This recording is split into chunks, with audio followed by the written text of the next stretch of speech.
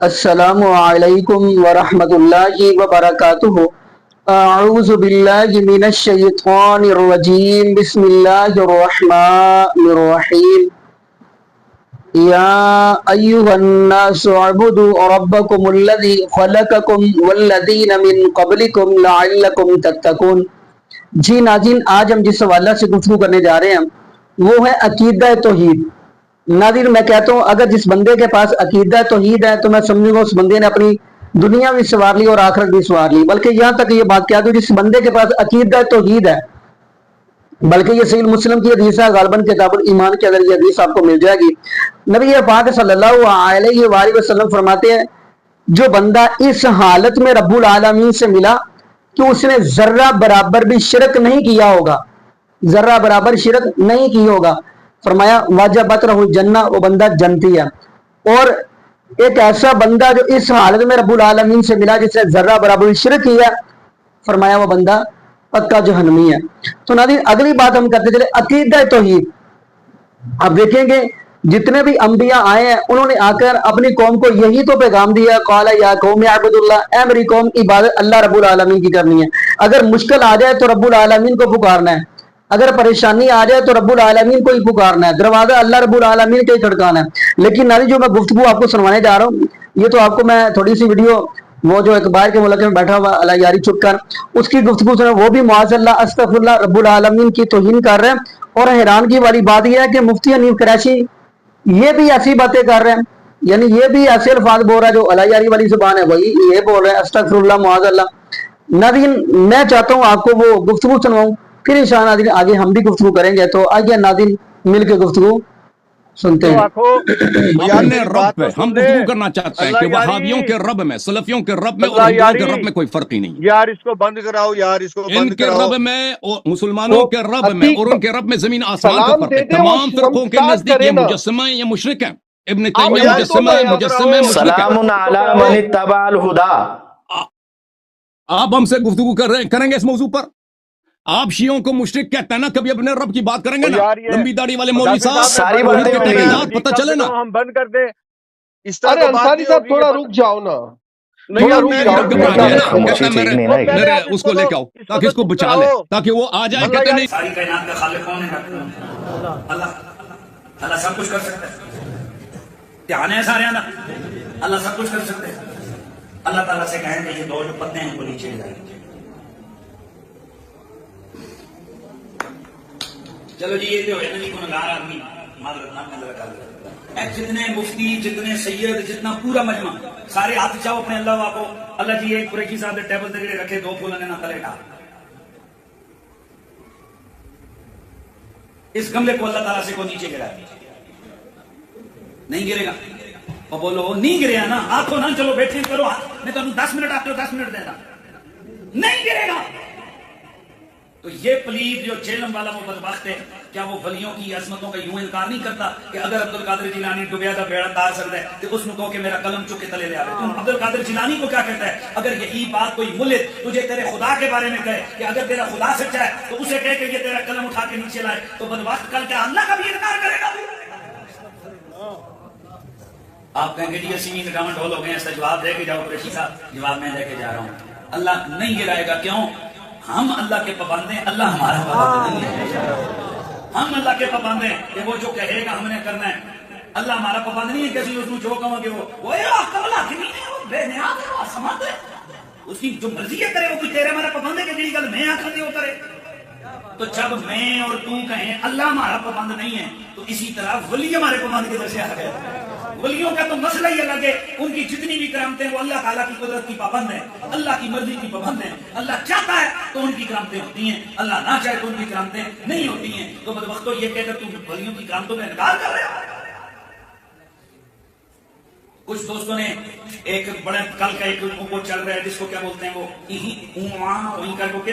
Means کہتے ہیں اس کو، وہ جو کہتے ہیں ایسے کر کے وہ جو بول پڑھتے ہیں، وہ پتہ نہیں مجھے آج تک اس کی سمجھ نہیں ہے وہ کر کے کیا کرتے ہیں، وہ جو نا ڈرامہ سا کرتے ہیں، اس کا اتنا مجھے پتہ ہی۔ قرآن و سنت کی ماننے والا اپنی ذاتی تعلیمات کو دین کا نام نہ دے، اپنی ہر چیز کو قرآن و سنت سے ثابت کرے، کیونکہ دنیا پہ اللہ تعالیٰ کا نمائندہ وقت کا پیغمبر ہوتا ہے۔ آپ مجھ سے پوچھیں نا، مجھے آپ میری ذات کو بھی ڈسکس کرنا شروع کر دیں، عقائد سے لے کے اعمال تک، میں ایک ایک چیز کو ڈیفینڈ کروں گا. مثلا آپ مجھ سے پوچھیں کہ آپ نے وائٹ پگڑی کیوں باندھی ہوئی ہے، میں آپ کو بتاؤں گا. المستدرک للحاکم میں حدیث موجود ہے، نبی صلی اللہ علیہ وآلہ وسلم نے عبد الرحمن بن عوف کو اپنے مبارک ہاتھوں سے سفید پگڑی باندھی اور اس کا ایک شملہ چپے کے برابر چھوڑا. اور اسی طریقے سے صحیح مسلم میں ہے کہ نبی علیہ السلام نے 2 شملے بھی کالی پگڑی کے اپنے چھوڑے، یعنی 2 شملے چھوڑنا بھی ثابت ہے، تو میں نے اس لیے پگڑی باندھی ہوئی ہے. آپ مجھ سے پوچھیں کہ آپ نے ریڈ کلر کا سوٹ کیوں پہنا ہے، تو میں آپ کو کہوں گا بخاری اور مسلم میں حدیث ہے، نبی علیہ السلام کو سرخ لباس محبوب ترین تھا. آپ سرخ کرتا استعمال کرتے تھے، سرخ چادر استعمال کرتے تھے. ٹھیک ہے، کرتے کی بات کریں گے تو میں نے کرتا پہنا ہوا ہے. آپ جو بھی بات کریں گے میں اس کی کوئی دلیل لے کے آؤں گا نا. نماز میں نے اس طریقے سے کیوں پڑھی، میں دلیل بتاؤں گا آپ کو. نماز میں نے جمع کیوں کی، اس کی بھی دلیل دوں گا. یہ ہمیں بتائیں کہ جو یہ دین لے کے چل رہے ہیں، یہ دین کہاں لکھا ہوا ہے؟ ایک سوال یہاں پر، آپ ولایت کو کرامات کے ساتھ اٹیچ کرتے ہیں بہت زیادہ. نہیں لادا ہے، ولایت کا تو کرامت سے کوئی تعلق ہی نہیں. آپ اکثر کہتے ہیں نا کہ باب فلسطین میں جو نہیں، ہے، یہ کہتے ہیں، آپ بھی تو کہتے ہیں نا میں تو ان کہ کے وہ کہنے بم کیوں نہیں بچا رہے. جی ان کے کہنے پہ نا، کیونکہ خادم رضوی صاحب نے کہا تھا کہ امت مر جائے کہ نبی کی گستاخیاں ہو رہی ہیں اور امت جو ہے نا وہ ان گستاخانہ فلموں اور کارٹونز کے خلاف کچھ نہیں کر رہی. یہ کہتے تھے نا خادم رضوی صاحب، ویڈیو میں ریکارڈ ہے. تو میں نے خادم رضوی صاحب سے کہا تھا کہ آپ اس فرقے سے ہیں جن کا یہ دعویٰ ہے. کوکب نورانی صاحب نے ویڈیو میں بھی آ کے کہا ہے کہ پاکستان کے اصل وزیر اعظم جو ہے وہ داتا صاحب ہے. ان کا یہ کہنا ہے، چونکہ میں تو خود بریلوی رہا ہوں، مجھ سے زیادہ کون تصوف جانتا ہے. یہ کہتے ہیں سب سے اوپر دنیا میں غوث ہوتا ہے جسے قطب مدار بھی کہتے ہیں، اس کے نیچے پھر 4 کتب ہوتے ہیں، ہر کتب کے نیچے اتنے ابدال ہوتے ہیں اور یہ پوری ہرارکی بیان کرتے ہیں اور کائنات کا نظام وہ چلاتے ہیں. وہ کلی ہوتا ہے جی کتب. ہم یہ کہتے ہیں کائنات کا نظام چلا رہے ہیں نا آپ کی نظر میں. ٹھیک ہے، تو اب ہم آپ سے پوچھیں گے کہ آپ کے بابے جو کائنات کا نظام چلا رہے ہیں اور ان کی ڈیوٹیاں لگی ہوئی ہیں، وہ کیوں نہیں گستاخانہ فلمیں اور کارٹون ڈیلیٹ کروا رہے؟ یہ تو ہم پوچھیں گے نا. مجھ سے پوچھیں گے تو میں کہوں گا میری تو کوئی نہیں ہے، میں تو نگاہ نہیں مار سکتا. تو ان کا کہنا یہ ہے کہ وہ نگاہ مار کے یہ کر دیتے تھے، چاہے تو اشاروں سے اپنے کایا ہی پلٹ دیں دنیا کی، تو پلٹے نا. اب اس کے بعد ان کے جواب کوئی نہیں ہوتا. یہ پتہ کیا کہتے ہیں آگے سے؟ یہ کہتے ہیں اللہ کیوں نہیں کر رہا. ہم کہتے ہیں اس کا جواب ہم دیں گے. اب اللہ ہمارا ہے تو ظاہر ہے ہم نہیں اللہ کا جواب. جیسی بات ہے فلسطین میں مسجد اقصیٰ اللہ کا گھر ہے نا، بزرگ ان کے ہیں تو اللہ ہمارا ہے. ٹھیک ہے نا. ہم ناسبیوں سے بھی کہتے ہیں، جب ناسبی ہمیں کہتے ہیں نا کہ جی حضرت علی نے قاتلین عثمان سے بدلہ کیوں نہیں لیا، تو ہم پوچھتے ہیں کہ حضرت علی تمہارے نہیں ہے؟ تم تو کہتے ہو ہم چاروں خلفاء کو مانتے ہیں، تو تم بتاؤ نا تمہارے علی نے کیوں نہیں لیا. ہم سے کیوں پوچھتے ہو؟ اس کا مطلب ہم سے اس لیے پوچھ رہے ہو کہ تم مانتے ہو کہ علی ہمارے ہیں، تمہارے نہیں ہیں. ان سے بھی ہم سے جب پوچھتے ہیں نا اللہ کیوں نہیں کرتا، کعبے بھی کرین ڈگی تھی، تو ہم بتائیں گے اللہ تعالیٰ نے دنیا کو اسباب کے ساتھ جوڑا ہوا ہے. اللہ تعالیٰ نے حسین ابن علی کو بھی شہید ہوتے دیکھا ہے. اللہ تعالیٰ نے کعبے کی توہین یزید پلید کے دور میں ہوتی ہوئی دیکھی ہے، حجاج کے ہاتھوں دیکھی ہے.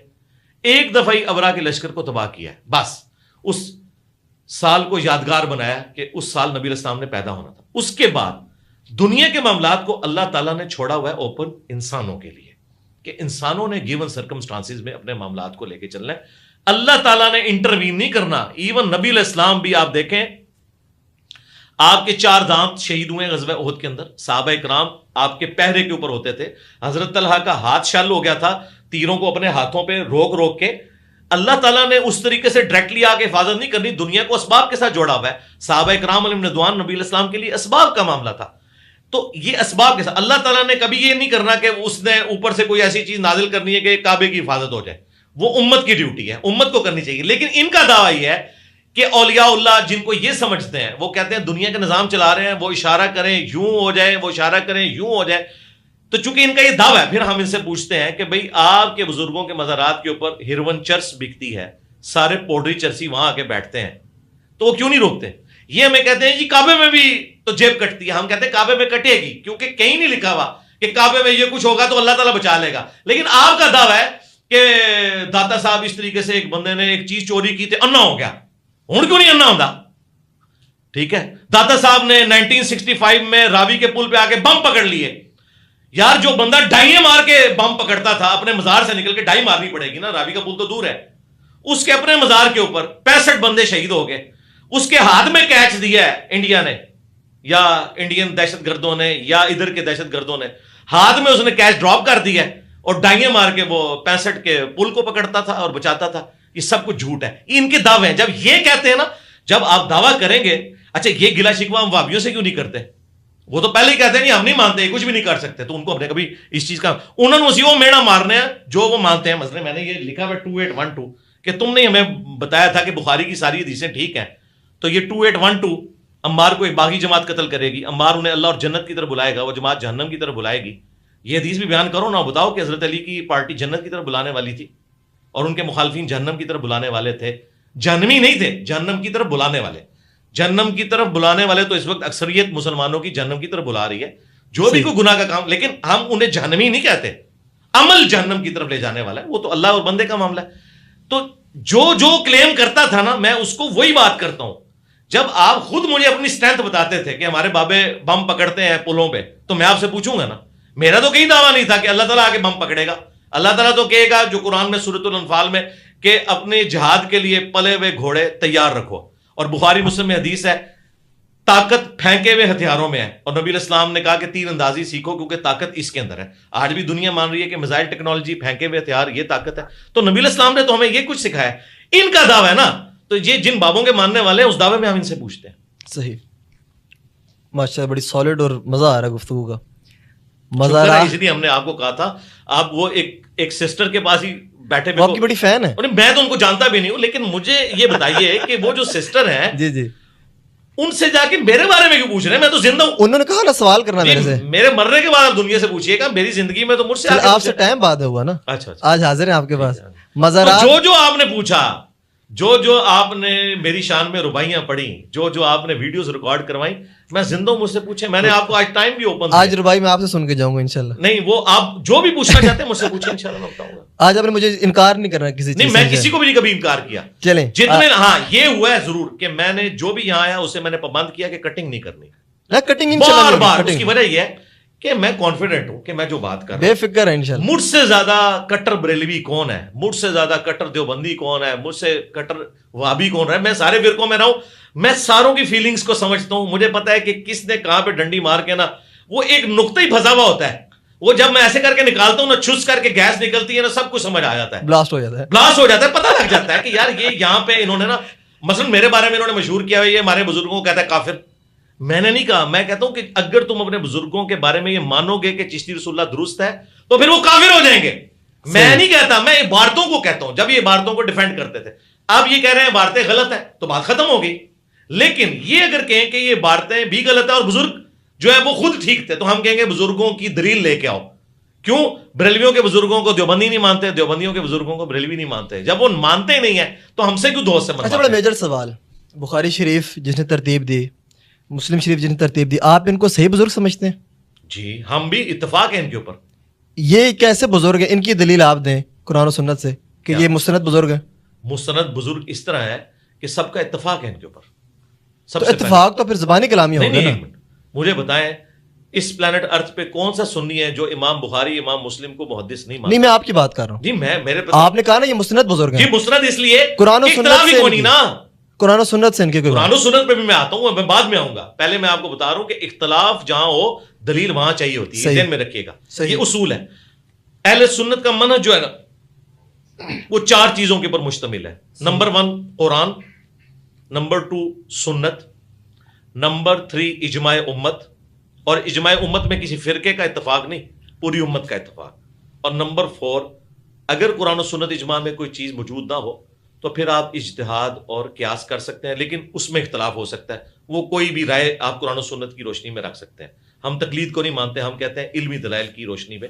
جس طرح آج کل کے میجورٹی جو مسائل ہیں یہ امام حنیفہ، امام شافعی، امام احمد بن حنبل، امام مالک، نہ ان کو پتہ تھے، نہ ان کے شاگردوں کو، نہ ان کے شاگردوں کے شاگردوں کو، کیونکہ ان کو تو فوت ہوئے 1200 سال ہو گئے. انہیں کیا پتا کہ جی ٹرین میں نماز کا مسئلہ کیا ہے، ہوائی جہاز میں نماز کا مسئلہ، بلڈ ڈونیشن کا مسئلہ، اسپیکر میں نماز کا مسئلہ، ویڈیو کیمرے کا مسئلہ، یہ تو ان کو پتہ ہی نہیں ہے. تو پھر حنفی کہاں سے ہوئے؟ آج کی علماء بتائیں گے نا. لہٰذا وہ چوتھی چیز تو سائڈ پہ ہوگی. پہلی 3 چیزیں قرآن، سنت، اجماع. اجماع امت ہے اہل سنت کے تمام مکاتب فکر، حنفی، شافعی، مالکی، حنبلی، اہل حدیث کو بیچ میں شامل کر لیں. اور حنفیوں میں بھی 2 فرقے، بریلوی اور دیوبندی، کہ قرآن کے بعد سب سے افضل کتاب ہے صحیح بخاری اور صحیح مسلم ہے. تو صحیح بخاری اور صحیح مسلم کو قرآن کے بعد سب سے افضل کتابیں اہل سنت کی بنیادی کتابیں مانتے ہیں، اس وجہ سے کہ وہ امام بخاری امام مسلم کو اہل سنت کا امام مانتے ہیں. صحیح. اختلاف کوئی نہیں. دلیل یاد رکھیے گا ہمیشہ اس وقت ہوتی ہے جب اختلاف ہو. جب اختلاف نہ ہو، سارے ایک ہی بات کر رہے ہو، مثلا سارے مسلمان کہتے ہیں نمازیں 5 ہیں، آپ کے لیے دکھائیں کہاں لکھا ہوا ہے، ضرورت ہی نہیں ہے، اجماع امت ہے، سارے مان رہے ہیں. ہاں جہاں اختلاف آئے گا، نماز قبلہ رخ پڑھنی چاہیے، قرآن میں 2 رکوع ہیں لیکن اس کی ضرورت ہی نہیں، اس کے بغیر بھی مسلمان قبلہ رخ نماز پڑھے گا. صحیح. ٹھیک ہے، اجماع امت ہے، اختلاف کوئی نہیں ہے. امام بخاری امام مسلم کے اوپر کوئی اختلاف نہیں ہے. امام بخاری اور امام مسلم کی بزرگی اس حوالے سے ہم مانتے ہیں کہ امام بخاری اور امام مسلم نے جو کچھ امت کو دیا پچھلے 1200 سال سے، اہل سنت انہی 2 کتابوں کے اوپر ڈیپینڈنٹ ہیں نبی صلی اللہ علیہ وآلہ وسلم کے فرامین کو ماننے کے اعتبار سے. صحیح. تو لہٰذا یہ وہ بابیں ہیں جن کو ہم بھی مانتے ہیں. میرا یہ آپ کہہ لیں قول زری کہہ لیں کہ ہم ان بابوں کو مانتے ہیں جو کتابوں کو مانتے ہیں، اور کتابوں سے مراد قرآن اور سنت، اور جو کتابوں کے ساتھ غداری کرتے ہیں ان بابوں کو ہم نہیں مانتے. امام بخاری امام مسلم نے جو کچھ بیان کیا وہ انہوں نے اپنی سند سے رسول اللہ تک پہنچایا ہے صلی اللہ علیہ وآلہ وسلم. یعنی امام بخاری پوری سند بیان کریں گے. میں نے سنا احمد بن حنبل سے، احمد بن حنبل نے سنا شافعی سے، انہوں نے مالک سے، انہوں نے نافع سے، انہوں نے عبداللہ بن عمر سے. اس طرح پوری چین بیان ہوتی ہے.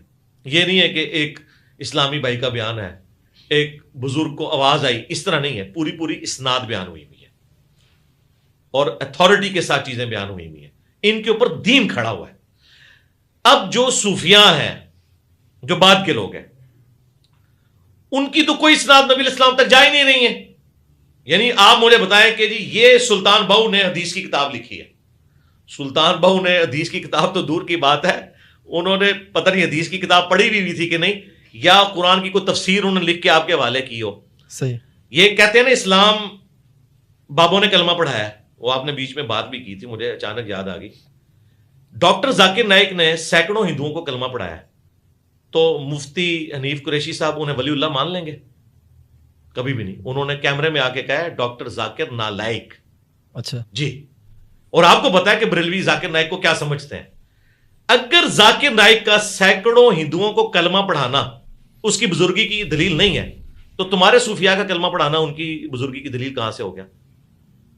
ادھر پتہ کیا کہیں گے، اللہ فاسق سے بھی دین کا کام لے سکتا ہے. ذاکر نائک نے کلمہ پڑھایا لیکن اس کے عقیدے ٹھیک نہیں. ہم ان کے بزرگوں کے عقیدوں کو بھی ٹھیک نہیں مانتے. کیوں؟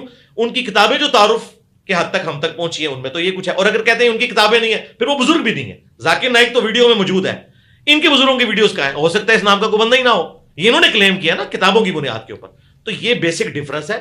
لہٰذا ائمہ محدثین کو صوفیاء کے ساتھ کمپیئر کرنا یہ بڑا ظلم ہے. اس کی وجہ ہے کہ ان لوگوں نے تو کچھ نہیں دیا. 1000 سال میں کس صوفی نے قرآن کا ترجمہ کیا ہے؟ یہاں کی زبان فارسی تھی، 1000 سال پہلے یہ لوگ انٹر ہوئے ہیں. انہیں کوئی خیال نہیں آیا کہ امت تو عربی سیکھتی نہیں ہے، ہم قرآن کا ترجمہ فارسی میں کر دیں. انہیں ڈر تھا کہ قرآن پڑھا پھر ہمارے ہاتھوں سے گئے. خود کتابیں فارسی میں لکھتے رہے ہیں. علی اجویری صاحب نے کشف معجوب عربی میں کیوں نہیں لکھی؟ فارسی میں لکھی. کیوں؟ ان کی آڈینس فارسی تھی. کتابیں اپنی فارسی میں لکھتے رہے اور قرآن کا ترجمہ نہیں کیا، اس کو عربی میں رہنے دیا تاکہ مردے بخشواتے رہے. بخاری مسلم کا انہوں نے ترجمہ نہیں کیا. صحیح. بخاری کا پہلا ترجمہ 100 سال پہلے ہوا ہے 1920 میں. آج 2024 ہے 14 جنوری. قرآن کا پہلا ترجمہ شاہ ولی اللہ دہلوی نے کیا ہے، جنہیں فوت ہوئے بمشکل 1176 ہجری میں وہ فوت ہوئے ہیں. آج 1445 ہجری چل رہا ہے، 300 سال بھی نہیں ہوئے. اس سے پہلے قرآن کا ترجمہ ہی کسی نے نہیں کیا. یہ اب کہہ رہے ہیں یہ اعلیٰ حضرت نے کیا. اس کا مطلب ہے کہ اعلیٰ حضرت سے پہلے کوئی بندہ بھی نہیں تھا کہ جو ترجمہ کرتا. پھر کیا دین کی خدمت کی؟ یار نہ تم نے حدیث کا ترجمہ کیا، نہ تم نے قرآن کا ترجمہ کیا، پھر خدمت کون سی دین کی؟ کہتے کلمہ پڑھایا. کلمہ تو ذاکر نائک نہیں پڑھایا. نہیں جی وہ عقیدے ٹھیک، تو بابے نے عقیدے ٹھیک نہیں. کیسے پتا چلے گا؟ قرآن و سنت سے. ایک گراؤنڈ کے اوپر کھڑے ہو نا کہ یا تو آپ کلمہ پڑھانے کو دلیل مان لیں، تو ذاکر نائک نے تو مٹی پلید کر دی آپ لوگوں کی. آپ کے بزرگوں کا تو جھوٹ ہو سکتا ہے کیونکہ کہتے ہو 90 لاکھ تو اس زمانے میں بات ہی نہیں تھی. 8 سے 800 سال پہلے معین الدین چشتی فوت ہوئے ہیں، اس زمانے میں تو یہاں 90 لاکھ آبادی نہیں تھی. اچھا ذاکر نائک کا کلمہ پڑھانا تو ویڈیو میں ریکارڈ ہو گیا ہے. جس دن یہ ذاکر نائک کو ولی اللہ مان لیں گے نا، پھر انہیں ماننا پڑے گا ذاکر نائک تو وہی توحید بیان کر رہا ہے جو انجینئر صاحب کر رہے ہیں. پھر میں بھی ولی اللہ جڑا نا جھگے چی بن جاواں گا، ٹھیک ہے نا. تو یہ ان کے عقیدوں کو غلط سمجھتے ہیں. ہمیں بھی اختلاف ہے ذاکر نائک کے بعض چیزوں سے، یزید والے مسئلے میں اور مسائل کے اندر، لیکن عقیدہ توحید کے اعتبار سے وہ ان کے بزرگوں سے بھی بہتر ہے. جی ناظرین، آپ نے یہ ویڈیو ملاحظہ فرمائی. ناظرین، رب العالمین کی ذات تو وہ ہے جن کے بارے میں قرآن کہہ رہا ہے قل هو اللہ احد اللہ الصمد لم یلد ولم یولد ولم یکن له کفوا احد. قل هو اللہ احد، کہہ دیجئے اللہ ایک ہے، اللہ بے نیاز ہے. لم یلد ولم یولد، نہ اس کو کسی نے جنا نہ وہ کسی سے جنا گیا. ولم یکن له کفوا احد، نہ اس کو کوئی ہمسر ہے، وہ اکیلا ہی ہے. ناظرین، اللہ رب العالمین کی ذات کے بارے میں جو بندہ ایسے الفاظ استعمال کرے، بلکہ نبی پاک صلی اللہ علیہ وآلہ وسلم نے آ کر رب العالمین کا یہ تعارف کروایا، آپ کہیں گے اس کی بھی دلیل کیا ہے؟ آپ کو پتہ ہے وہ صحیح بخاری کی حدیث ہے، جب نبی پاک صلی اللہ علیہ وآلہ وسلم نے سب کو جمع فرمایا اگر میں آپ کو کہوں کہ پیچھے سے کوئی قافلہ آپ کے اوپر حملہ کرنے والا تو آپ میرے پہ اعتماد کر لیں گے؟ تو سب نے کہا جی ہم بالکل آپ کے اوپر ہم یقین رکھتے ہیں، کیونکہ آپ صادق بھی ہیں، آپ امین بھی ہیں. تو جب نبی پاک صلی اللہ علیہ وآلہ وسلم نے فرمایا کہ قولوا لا الہ الا اللہ کہہ دے، تو معاذ اللہ استغفر اللہ سارے دشمن بن گئے. اب نبی پاک صلی اللہ علیہ وآلہ وسلم اس رب العالمین کا ہی تعارف کروا رہے تو سارے دشمن بن گئے. تو آج مجھے پتہ چلا کہ ان جو دشمن بن گئے تھے نبی پاک صلی اللہ علیہ وآلہ وسلم کے اس وقت، ان دشمنوں کی نسلوں میں سے آج بھی کچھ ہیں معاذ اللہ استغفر اللہ، جو آج بھی رب العالمین کی معاذ اللہ استغفر اللہ توہین گستاخی کرتے ہیں، بلکہ نبی پاک صلی اللہ علیہ وآلہ وسلم کی بھی وہ توہین کرتے ہیں. ایسا ہی سمجھیں کیونکہ رب العالمین کا تعارف نبی پاک صلی اللہ علیہ وآلہ وسلم نے کروایا. تو جو بندہ نبی پاک صلی اللہ علیہ وآلہ وسلم کی توہین کرے ان کے بارے میں تو قرآن نے صاف کہہ دیا اتل بعد ذلک زنیم. جو بندہ نبی پاک صلی اللہ علیہ وآلہ وسلم کی توہین کرے وہ تو اپنے باپ کا ہی نہیں ہو سکتا. ناظرین، رب العالمین کی ذات تو وہ ہے جن کے بارے میں قرآن کہہ رہا ہے یا ایھا الناس انتم الفقراء الی اللہ واللہ هو الغنی الحمید. قرآن کہہ رہے ہیں اے لوگو آپ سارے کے سارے فقیر ہو، اللہ غنی ہے، اللہ بادشاہ ہے.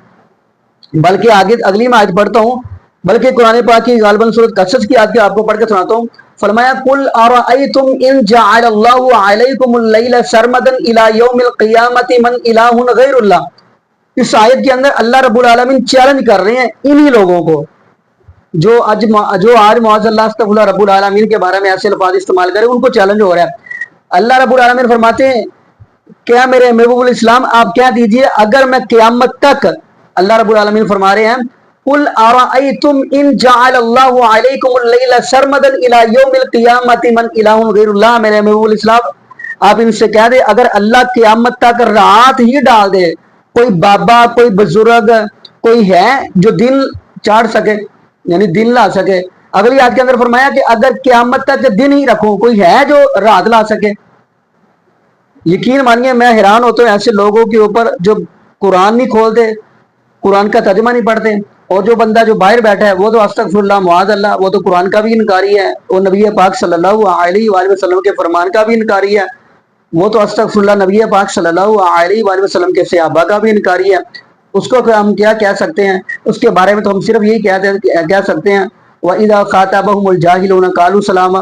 باقی ناظرین یہاں پہ ہم دعا کرتے ہیں اللہ پاک ہمیں نبی پاک صلی اللہ علیہ وآلہ وسلم کی شریعت کے مطابق زندگی گزارنے سیکھ دے، اور اللہ پاک ہمیں 5 وقت کا پکا سچا نمازی بنا دے، اور جتنے بھی بے اولاد جوڑے ہیں اللہ پاک سب کو نیک نورینہ صحت تندرستی والی ایمان والی لمبی زندگی والی اولاد عطا فرما دے. جزاکم اللہ خیرا، احسن الجزاء. السلام علیکم ورحمۃ اللہ وبرکاتہ.